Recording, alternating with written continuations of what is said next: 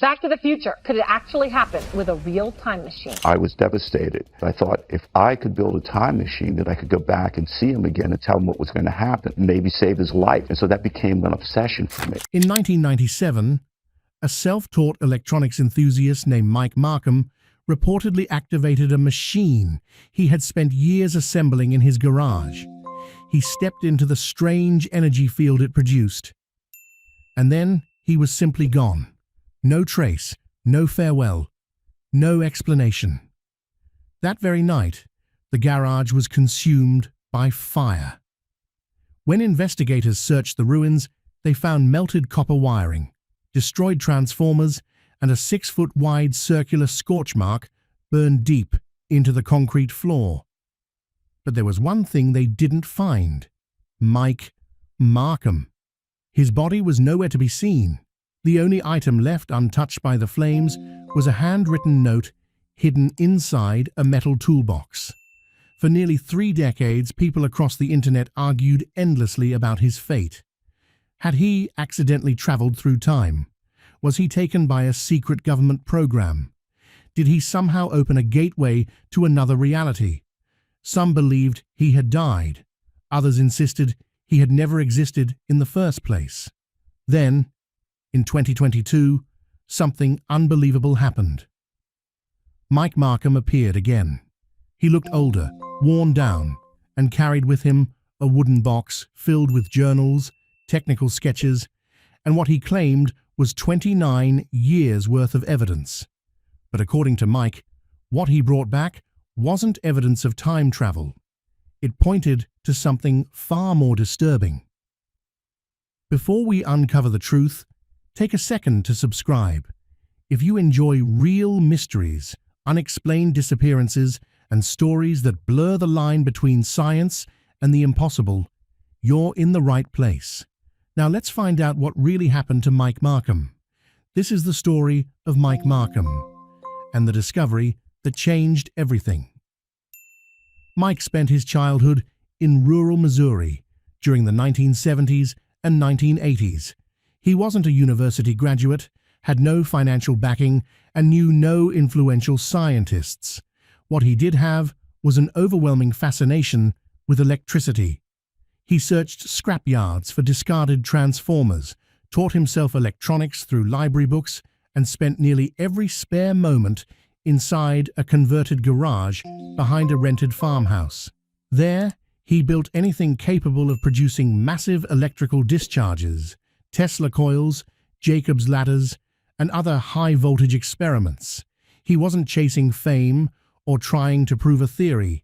He was captivated by the incredible power of electricity itself. But sometime in the early 1990s, that obsession led him to something he may never have been meant to discover. One of his projects was a Jacob's ladder, a familiar high-voltage demonstration consisting of 2 metal rods arranged in a V shape, allowing an electrical arc to climb upward between them. It was a standard experiment, until Mike noticed something completely unexpected.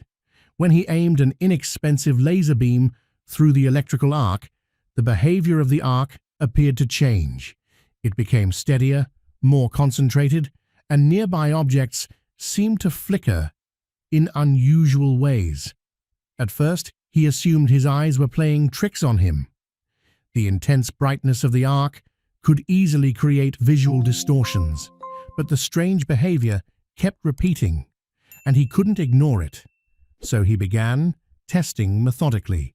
He placed small metal objects, coins, screws, washers, and other pieces between the rods.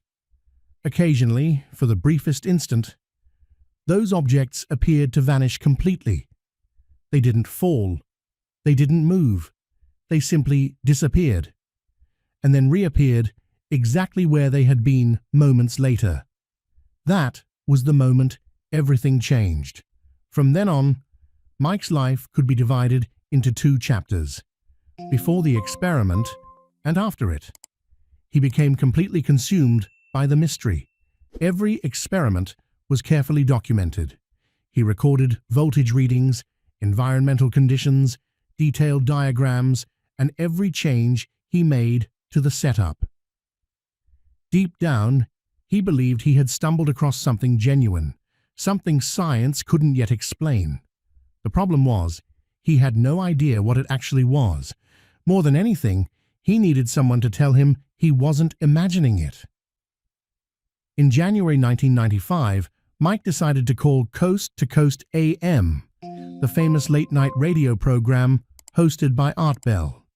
Nervous and struggling to find the right words, he explained that he had built a device capable of making physical objects disappear for fractions of a second before returning exactly as they were. Art Bell had spent years hearing extraordinary claims, yet this one caught his attention. "How can you be certain they're really disappearing?" he asked. "Could it simply be a visual effect caused by the electrical arc?"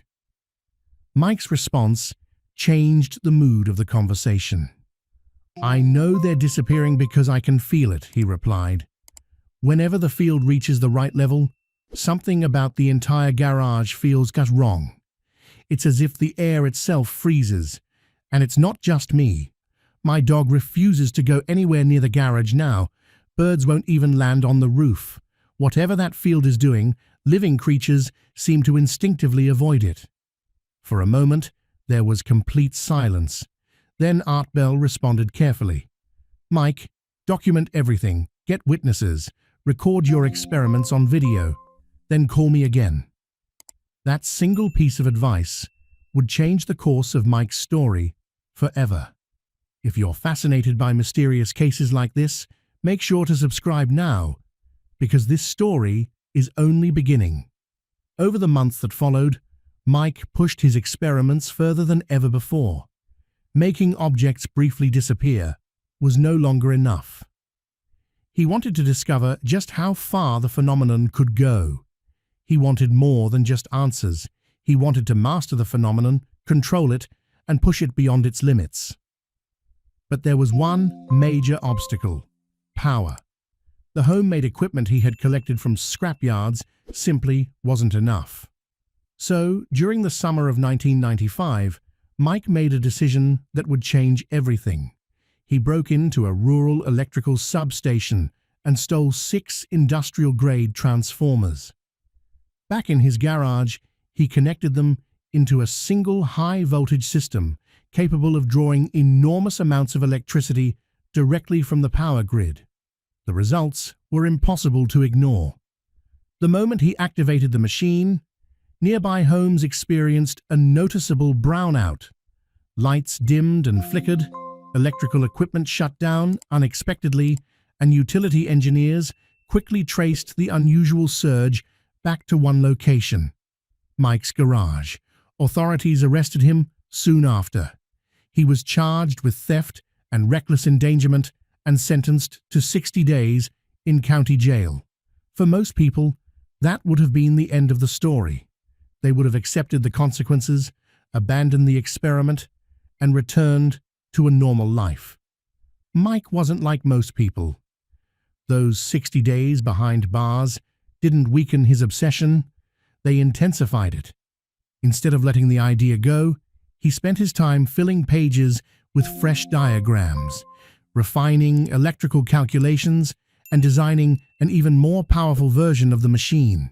By the time he walked out of jail, he was more determined than ever. Later in 1995, Mike contacted Coast to Coast AM once again. This time, Art Bell noticed something immediately. Mike no longer sounded like the enthusiastic experimenter from before. His voice carried a darker tone, tense, urgent, almost consumed by what he had discovered. He explained that he had rebuilt the entire system using legally purchased components. The design was more sophisticated now, with improved control systems, better laser alignment, and far greater stability. But the effects had changed dramatically. "Objects aren't just flickering anymore, Art," Mike said. "They're disappearing for several seconds, sometimes even longer. And when they return, they don't always come back the same." He described placing a small wooden block inside the field. It vanished for nearly 3 seconds. When it reappeared, it was freezing cold, far colder than anything in the room, as though it had spent time somewhere completely different. Next, he tested a fresh flower. It disappeared briefly and returned, wilted, as if days had passed, instead of only a few seconds. Then, Mike revealed the experiment that completely changed the mood of the conversation. He had placed a live mouse inside the field. The animal vanished for 5 seconds. When it returned, it was still alive, but something was clearly wrong. It wandered aimlessly, appeared confused, refused to eat, and 2 days later, it died. Art Bell's curiosity instantly turned into concern. "Mike," he said, his voice noticeably more serious, "you need to stop doing this alone. Contact qualified scientists. Let experts supervise these experiments. This has gone far beyond what one person should be attempting in a garage." But Mike wasn't interested in slowing down. You could hear it in every word he spoke. The mystery had become an obsession, and the obsession had taken complete control. And the most disturbing part, things were about to become even stranger. The final phone call.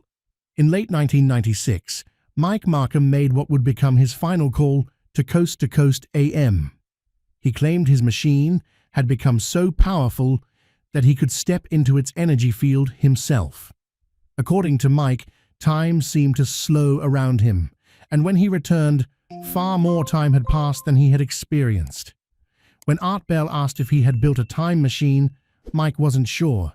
He believed the device wasn't changing time, it was altering reality itself. Art urged him to stop experimenting and involve real scientists, but Mike insisted he was close to a breakthrough and promised to return with proof. That call was the last anyone heard from him.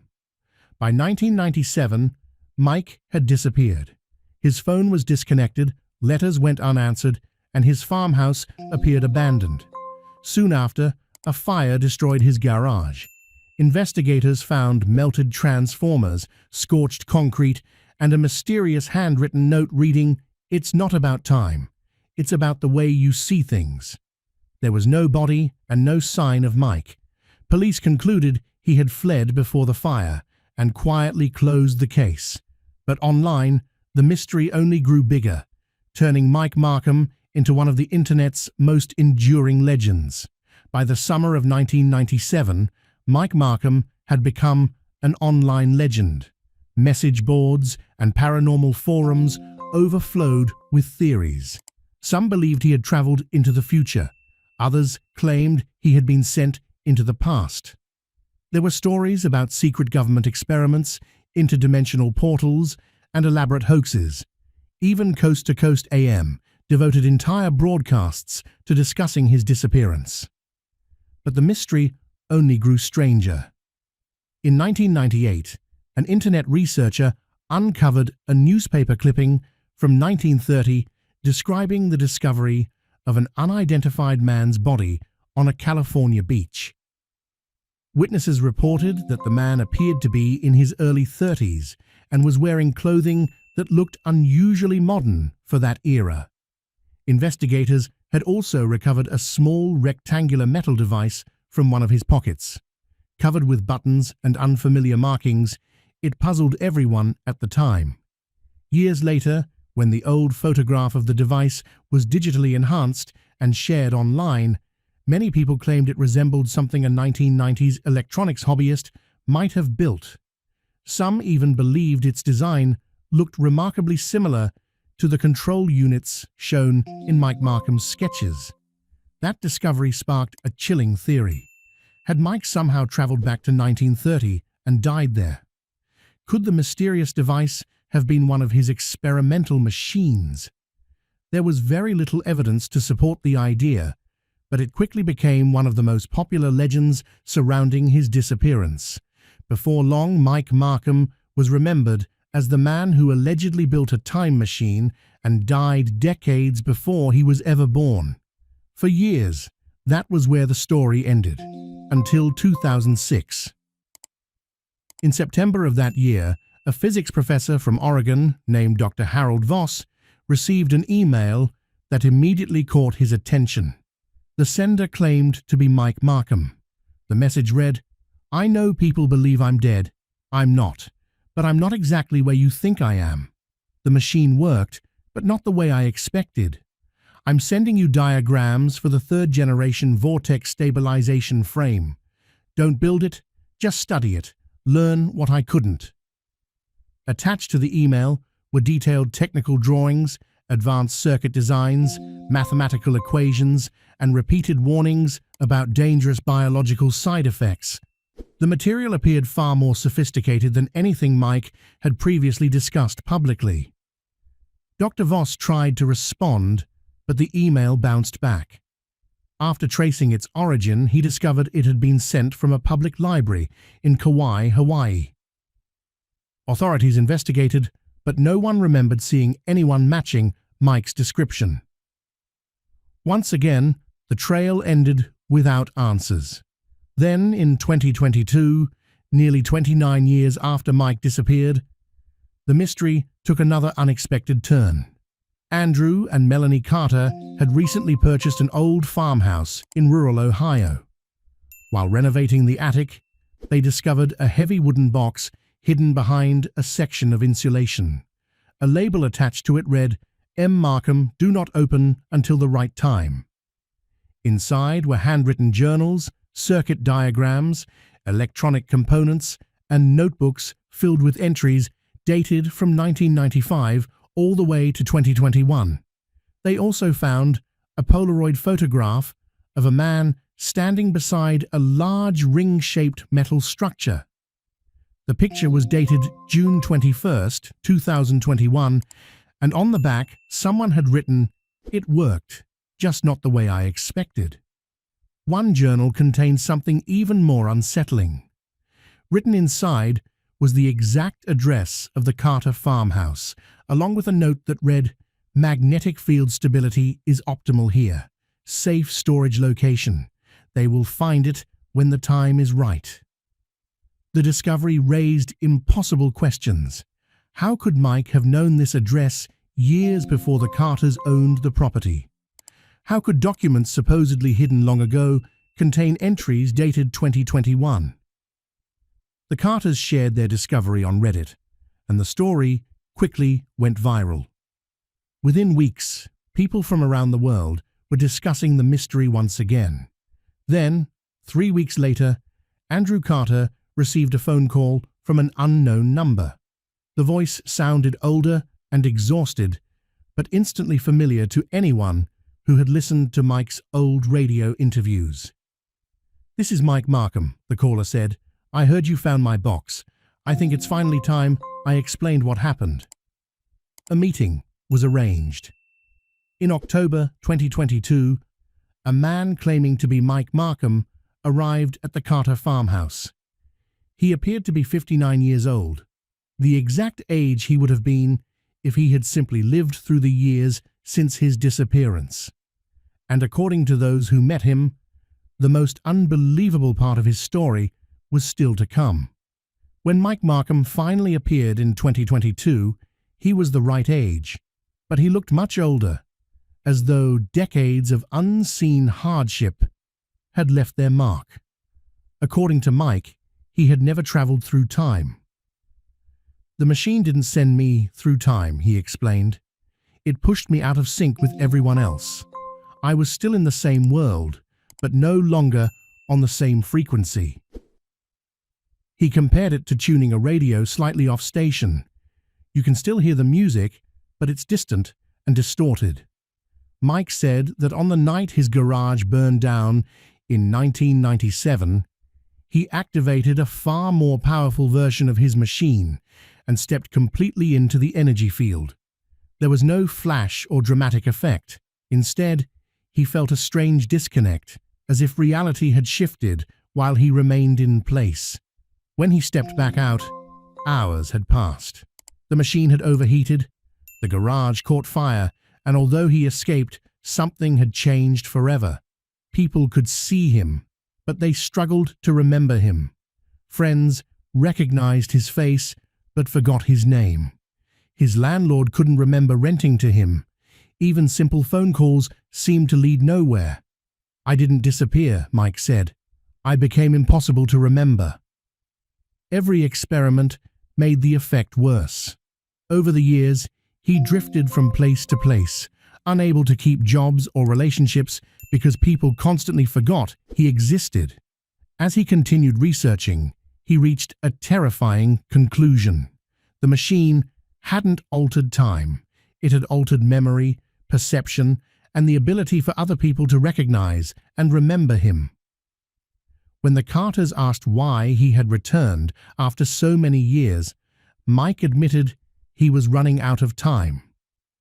Soon, he believed, he would become completely unnoticeable, a man physically present but mentally invisible to everyone around him.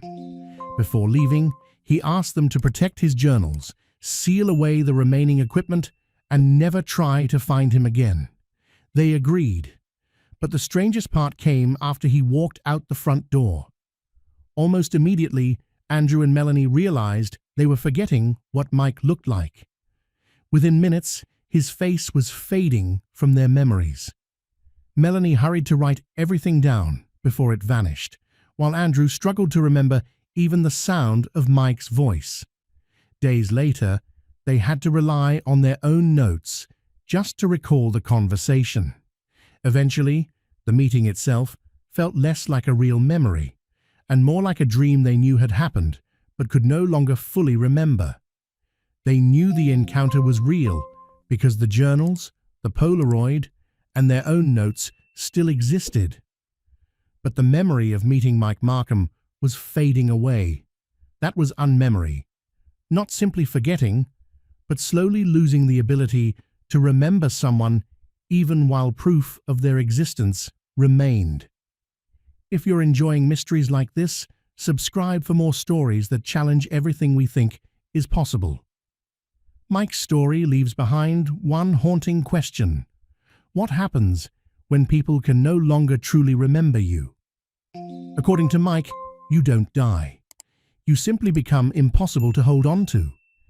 Your face blurs, your name fades, and your presence disappears the moment you leave.